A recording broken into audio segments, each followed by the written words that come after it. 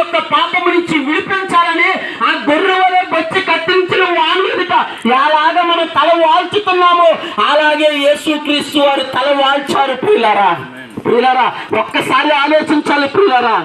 సాదృశ్యము కలిగిన లక్షణాలు ఎవరి నుండి భూమి మీదకి వచ్చాయంటే, ప్రామాణిక లక్షణాలు ఎవరి నుండి భూమి మీదకి వచ్చాయని ఒక్కసారి ఆలోచించండి ప్రియులారా.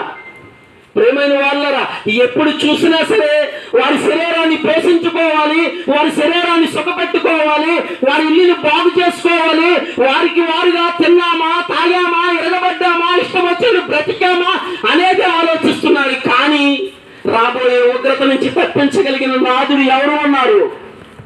రాబోయే పరిస్థితుల నుంచి, రాబోయే భయంకరమైన పరిస్థితుల నుంచి తప్పించగలిగిన వారి లక్షణాలు ఎలా ఉంటాయి అని ఆలోచించట్లేదు ప్రియులారా. ప్రియమైన వాళ్ళారా, ఎటువంటి ఆధిపత్యం